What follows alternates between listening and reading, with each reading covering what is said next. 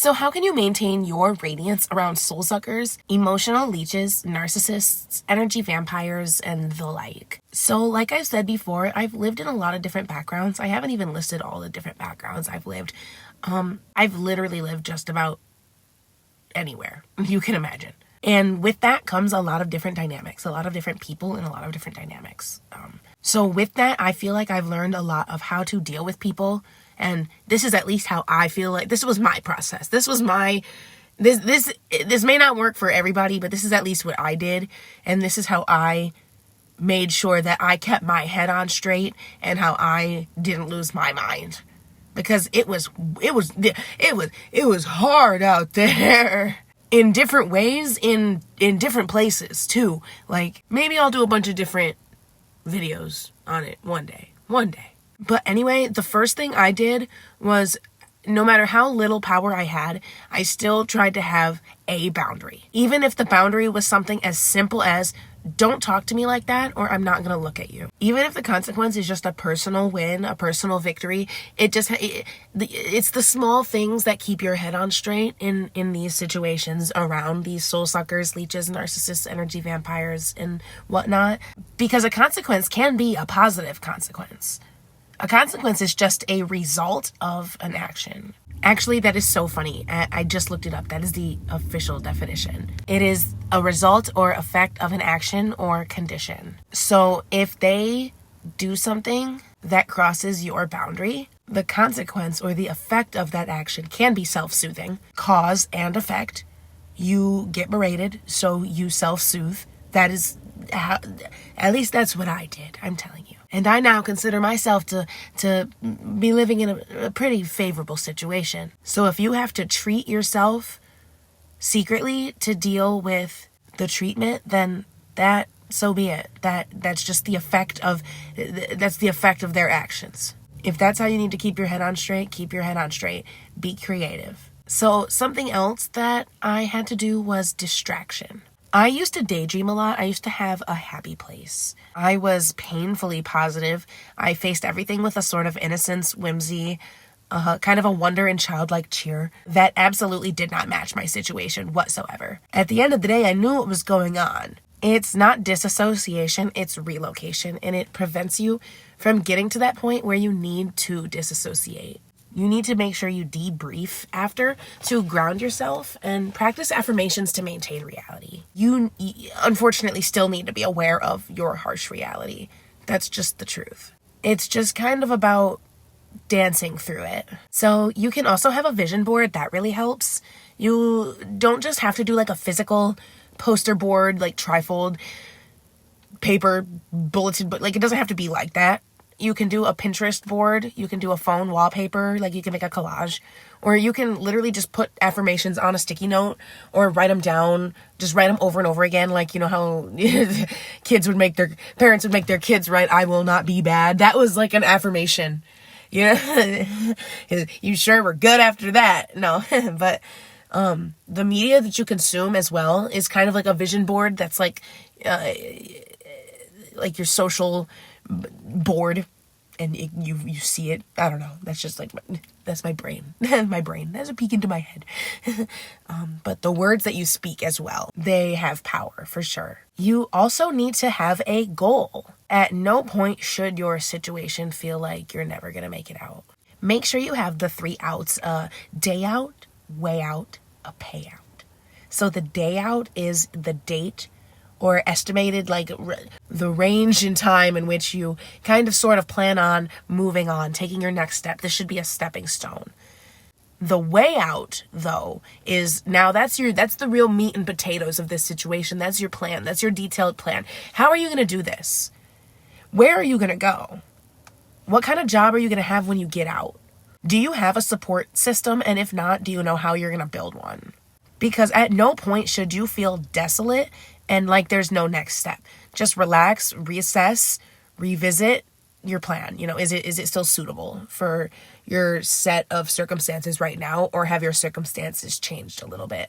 Because life is ever changing all the time. It's always changing, and that's okay. So the practical side of things. This is the payout part. You need a job, and if not a job, just like some way to get money, and you need to hide it, or you need to invest it, or you need to do something with it that multiplies it, or at least secures it. I used to sell belly button rings. I used to sell crocheted hats and fingerless gloves and little can koozies. I would make polymer clay earrings. I swear I've done literally everything. I've done anything to make a little bit of money here and there. I've groomed dogs. I've done art commissions because I can draw. That was very brief though, because that's very demanding. Hats off to people who do. Wow. I don't have the patience. But my point is you need to get your money up. And you maybe don't necessarily need a car, but you need a way to get at least 25 to 30 miles pretty quickly, like instantly, on demand. Because what if you need to go to a doctor's appointment, or what if you need to go and buy something really important urgently? You know what I mean? Like, whether it's a bike, a moped, a scooter, I don't care if it's a skateboard. Take the city bus, take the taxi, carpool with a friend, ask somebody, give somebody gas money, you know what I mean? It's actually cheaper if you work out a plan with a friend. I have done this. I have worked out plans with a friend. Instead of giving somebody $10 here, $5 here, $10 here, $20, whatever, here for gas money, just give somebody about $20 or $30 a week, or give them like $50 a week, or, whatever, to cover how many rides you think you're going to, and you can have them just be your ride for the week, and you are covering a percentage of their gas. Then it's a win-win. You're not roommates, you're car mates. Bonus points if this friend has like a car that, man, I rented a Nissan Sentra. That, oh my God, I could fill it up for $40. And if you don't have any friends, I am an advocate. You need to start a social group. I don't care if it's most of my friends are women in their 40s and 50s and 60s. Like, I unironically really love the older population of women. They're awesome. Like, you could really learn a lot. They have a lot of good advice. They almost always know what I need to hear. And as well as a social network, you need to make sure you have a doctor and therapy network. And if money is an issue, like I've been there. You can get put on a payment plan. I have literally paid $5 a month. Literally just $5 a month to keep them off my case. Sometimes if you bother them and be like, hey, can you itemize my bill? Ask them to itemize your bill. Sometimes your bill is automatically just a little cheaper. It's almost like they were doing it because they could, You can apply for financial hardship, and if medication availability is an issue, you can utilize GoodRx and make sure you always buy in the largest quantity that you can, first of all, locate, because sometimes it's hard to locate, but you can also check out programs. Look up medicine, the name of the medicine. Free program. Sometimes they will have programs where you can enter, and it's like subsidized by the government and whatnot, for you to get medication covered, or for like $30 one time for the whole year. Like, you can pay $30 for the whole year and get your meds covered for the entire year. Sometimes nowadays, I know this isn't really as common, but it used to be. So you could still ask. Doctor's offices used to do samples. So if you can't quite afford your meds until you get paid, I have asked, and man, can I please just have a sample until I get paid? They're called starter samples, and I'm pretty sure that's actually what they're for. That, and making sure that they actually work before you spend money on them. And while I'm talking about applying for things, apply for literally everything. Apply for anything. There is no shame, first of all. And second of all, apply for anything that you do and don't qualify for. Because the worst that they could say is no. And then at a point in your life when you do qualify for it, they already have your information most likely. Because most places don't just get rid of your information like that. And if they do get rid of it, guess what? I hope you're organized, because you probably still have it from when you applied for it. Great. Do you see how your life is coming together? You can do this. I am proud of you. You can do this. I know it because I have done it, and I am proud of you. You need to have persistence. You need to have a painful level of it. You need to put on the armor of all of these above tactics, and you should be able to make it out eventually. Everything can change overnight. The fruits of your labor can literally blossom as soon as you close your eyes. So just stay patient.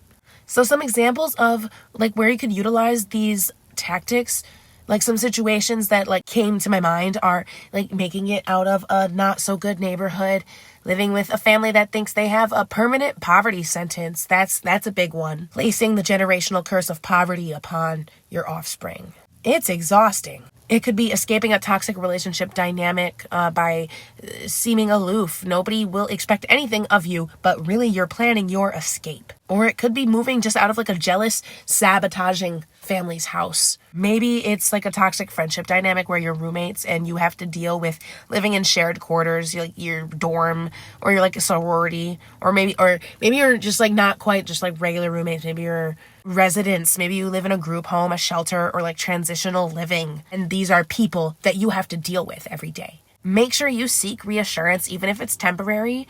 But as long as it's from a safe outlet, like I would seek reassurance from my school or my job or in select online groups, as long as I made sure I was anonymous and, use discernment, please. But nowadays, there are ways to find people like you going through issues like you, or at least people who understand or care. Employing these tactics, I was able to maintain a relatively neutral stance on everything that I've gone through. Like, I hold no hard feelings toward anybody. I have genuinely just moved on, and I'm grateful that I was able to keep my head on straight and not let it faze me and not let it affect me and not let it turn me into some hard, aggressive person or even cold person, uncaring, you know what I mean? I think a lot of what saved me is, like I mentioned earlier, facing it with that childlike whimsy and wonder, assuming the best of people. So let me know what you think down below. Could you employ any of these tactics in your current living situation? Or do you have any more tactics that maybe I didn't list? Remember that you are stronger and braver than you could ever possibly imagine. And you can do anything you set your mind to. Trust me, I've done it. I've done a lot of things. And I arguably have come from some of the least advantageous places. That's why I'm so passionate about speaking about some of the things that I do. Because while being at the bottom is grueling, there is only one place you can go, and that's up. So go up. Go soar. And if you want to hear more thoughts like this, go ahead and like and subscribe. I'm dropping new videos whenever I have new thoughts. Now please go and have the best, most blessed day. Bye.